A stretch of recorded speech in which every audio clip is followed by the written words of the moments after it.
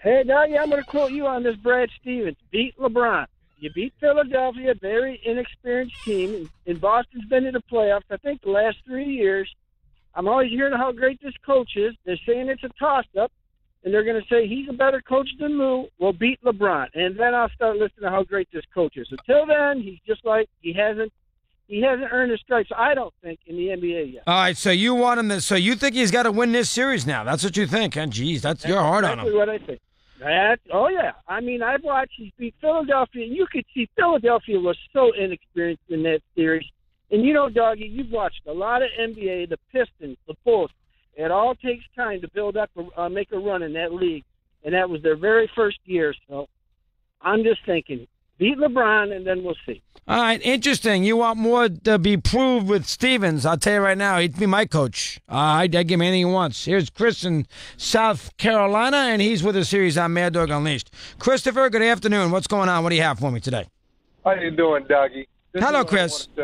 Go ahead. What I want to tell you right now, I was so surprised by Brett Brown because one thing about coaching is you got to shake off. You can't let your All right, Chris is on a terrible line. When you get on a not obviously screen right, and there you go. Ruins the tempo. That's Eddie. Mike in San Francisco. He's with a series on Mad Dog Unleashed. Michael, good afternoon. What's going on today? What do you have for me? Hey, Chris. I called you last year after Chicago, or maybe it was 2 years. Well, yeah, last year after Chicago went up 2-0 against Boston. I said, hey, let's take Brad Stevens out of the Hall of Fame. You know, come on, it was a little overrated, but hey, he's changed my tune. He's a heck of a coach. He ran around circles. He killed Brad. He destroyed. He destroyed. I don't care what anybody says. I've watched enough basketball to know when somebody's out coached. He destroyed Brad Brown in this series. Absolutely destroyed. Yeah, he has a good temperament. He's getting a lot out of those young players. I'm having a hard time being a longtime Laker fan. I'm actually kind of rooting for the Celtics to get to the finals this year. But we'll see how that goes. And Chris, I know you're Dwayne Casey's a friend of the program, and I'm not a big fan of those guards. I mean, of Toronto's guards, but I'm not sure if he's gonna survive this one, man. This was a ugly. They cannot, Mike. They cannot fire him. If that GM who thinks he's somehow concocted the sort of personnel that the '62 Celtics had, he thinks he somehow procured all these great players. A bunch of nonsense. You cannot fire a guy who's got little guards, who does not have a top 20 NBA player, who won 50. 6'7". I know you say he's short. DeRozan's a big guard. I mean, he's 6'7". He's not 6'7". I don't see it. Yeah, he is 6'7". Chris. Yes, he is. Look it up. Doesn't look 6'7" to me. I mean, I can look it up to get the exact height. Don't read everything you believe with these heights. They got a top Mike. They got a top 20 player in the NBA on their team. No. Okay. I thought I wanted to put DeRozan in. No, God, no. He's not top 30. So they don't have a top 25 player on their roster, yet they won 59 games. What'd you expect them to do against this series against the Cavaliers? Yeah, I just think I think the Raptors has fallen short these last few years. I'm just saying I don't want to see him lose his job, but there are some rumblings, when I listen to other hosts or other talk shows, there is some rumbling about, them moving on. I don't know who they're going to get to replace him. I mean, he's a good coach, He just that talent, listen, Mike. That talent is just not good enough. It isn't, Mike. If the GM fires the coach, and maybe that's why he won the Coach of the Year, because everybody knows he's in a little trouble. If the GM fires the coach who won 59 games, Coach of the Year, 1 seed. The whole world saw they were just not on the same level as Cleveland. That's a disgrace. And then the GM's going to get thrown out the window. So that GM who thinks he thinks he's Red Auerbach. That GM's got a lot to say. That GM is not going to be. You don't see Ainge say anything. I'll tell you that. That GM is not Danny Ainge. That GM is not going to be able to do that, even if he wanted to, without getting basically pillared across America. It's as simple as that. I hear. I agree. We'll see how it goes. Good boy, Michael. You know we love you. Good to have you with us here. Doc in Cleveland. He's on Mad Dog Unleashed. Doc, good afternoon. How are you today? What's going on? How you doing, Mad Dog? How are you? Good to have you aboard there, Doc. I'm okay. Thanks very much. What's happening now? I'm gonna hold my composure, but Mad Dog, I totally disagree. I understand the Boston hype. Stevens is a college coach who's coaching college kids. Number one. Number two. Al Horford's a college kid? Let me finish. Al Horford's a college kid. He's been around for 100 years. He's a college kid? Other than Al's going to get destroyed. My Lord. Let me finish. Number two, most important compelling point, Philadelphia was winded every game by the fourth quarter. Look at their physique. There was no muscle definition, no tone, no strength. Those boys were weak. Number two, because they were not in the gym doing what needs to be. I have trouble believing that, but go ahead. You may continue. It beat this easy layup shots.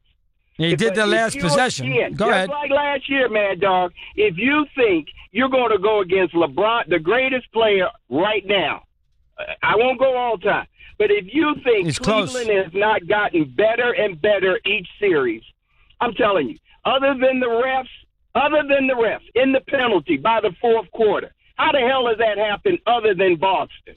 It's ridiculous. But I tell you, it will be 5 and done. You said 7 games in Boston. Well, say the same thing about 7 games in Houston. You can't have it both ways. No, hold on now. Cleveland Doc.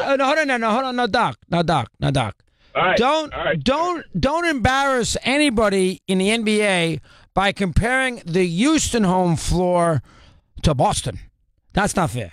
I mean, that you cannot do. I'm not trying to be mean, but the city of Boston. Now, listen, they never cared for 100 years, so we understand that. They never showed up, the fan base. But let's call it like we see it. There are leprechauns. Boston for the NBA is a little bit like the old Yankee Stadium. There are some leprechauns in that joint. There are no leprechauns in Houston. All right, that's a soft sports. Let's be fair. I mean, let's go like we see it. Gotta be fair. You gotta be fair. Have to be fair. I'm not saying that Cleveland wouldn't win a game 7, but LeBron in that building for that game, now they're playing for second place, but that would be fascinating. Fascinating. Now, when's that series going to start? In July?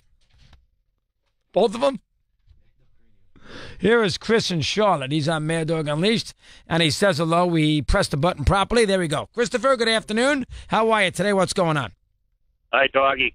Listen, great job on Brad Stevens, but you got to give props to Danny Ainge for creating the whole thing. He's done a tremendous job. He has. In my opinion. Yes, he has. I do still think it's anticlimactic because Golden State's going to win the whole thing. No, I totally agree. No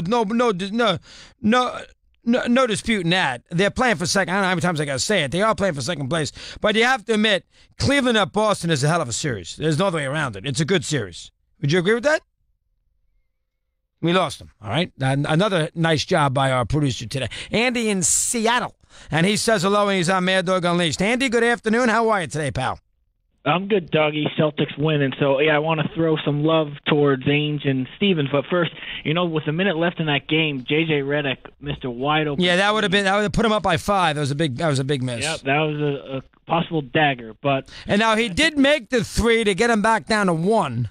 But if he made that 3, from the corner, and I don't think it was from the corner, left side. If he made that, there'd be a game 6. You're 100% right. Yep. So I think this is I'm bleeding green here. It's a slow burning coronation for Stevens. 4 years ago they played the Cavs in a season where they probably shouldn't have made the playoffs, but they just kind of overachieved, and they got their feet wet. Remember the Atlanta series? They lost in a 4-5 matchup, but Millsap and the guy that's like a Rondo 2.0, Schroeder, they both played out of their mind. And obviously Bradley tore his hamstring in the first game. Go ahead. Yep, they were banged up. Last year, by the time they got to the Eastern Conference Finals, they were sacrificial lamb to the Cavs. But, the caller a couple minutes ago he wasn't the only one that was complaining about Brad Stevens citing his playoff record when they were down 2-0 to the Bulls, and then Rondo broke his thumb and changed everything. But you're right. The theory with the team with the best player wins the series, I think Stevens is starting to buck that trend. Embiid was tired by the end of the series against the Cavs, or against the Celtics. Here's the way I would look at it. I think that Stevens in this next series is the third most important component. LeBron 1, Jason Tatum 2, Stevens 3. Agreed. Now, the thing about Ainge is, and I don't know if you get Bob Ryan this spring, but he'll confirm this. 2 years ago, when they drafted Jaylen Brown, Sports Talk in the city of Boston, they were livid. They wanted the Providence point guard, Chris Dunn, or the Oklahoma guy, Buddy Hield. They didn't think Jaylen would be NBA ready because he was only like 18. Let Danny Ainge pick the players, 100%. Exactly. And then, myself included, everyone was really shocked when they traded the number 1 pick, and that's how they got Tatum. That was pretty. Now they traded the number 1 pick. Let's. How did they get Tatum? Was the 3rd pick? How did they? Would they trade the number 1 pick? Let me hear it. What's that trade? I think that they swapped with Philly, if I'm not mistaken, and this is last year. They may have. I'd have to go back about how they've procured all these picks. We know they got the picks from the Allen and really Pierce and Garnett. We know how they got those picks. I don't know how they ended up with the Tatum pick, but I'll tell you right now, how smart does that look? Tatum was from Brooklyn via Boston. So Tatum came from the Pierce group is what you need to know, not the Philly thing. Well, think about it right now. Marcus Fultz was the 1st pick last year. The 2nd pick was Lonzo Ball, and the 3rd pick was Tatum. Which one you want? Go ahead. Which one you want? Give me Tatum. You can have Ball and his old man. Can't shoot, and you certainly can have Fultz. Let me have Tatum.